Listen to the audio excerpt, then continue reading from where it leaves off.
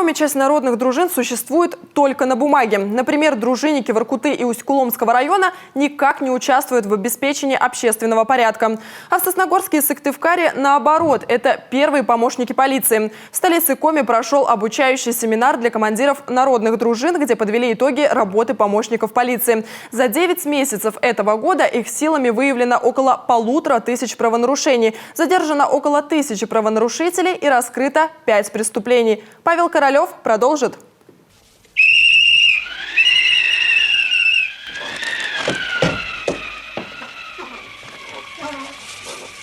Кто свистел? Я!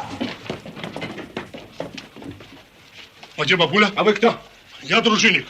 Шурик, герой знаменитого советского фильма, даже не стал спрашивать у дружинника документы. Красная повязка говорила о многом. Тогда дружинниками становились самые законопослушные и ответственные граждане. Сейчас дружинники тоже стараются набирать только лучших. Правда, не все из них, как выясняется, относятся к своим обязанностям добросовестно. Всего в Коми 30 народных дружин, в них 390 человек, однако больше сотни из них висят балластом, отмечают организаторы семинара. Более того, в Воркуте и Усть-Куломском районе у дружин нулевые показатели. А вот, скажем, в Сосногорске такие помощники работают лучше всех. Командир районной дружины Валерий Савченко отмечает, многое держится на энтузиазме дружинников, но и поддержка от муниципалитета тоже очень важна. Материально стимулированные дружины проходятся ежемесячно. То есть они заступают вместе с полицией, и за час они получают 100 рублей.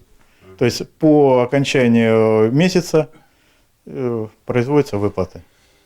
И еще могу добавить, что ежегодно администрация муниципального района Сосногорск производит страхование жизни народной дружины.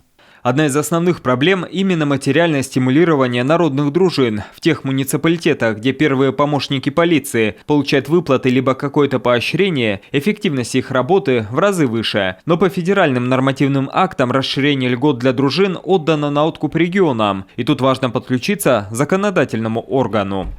Государственный совет понимает это, для этого и нам надо сегодня послушать тот опыт, который есть, послушать ту проблематику, которая есть, и определиться, что еще можно дополнительно сделать для того, чтобы народные дружины развивались эффективно, какое законодательное регулирование нужно.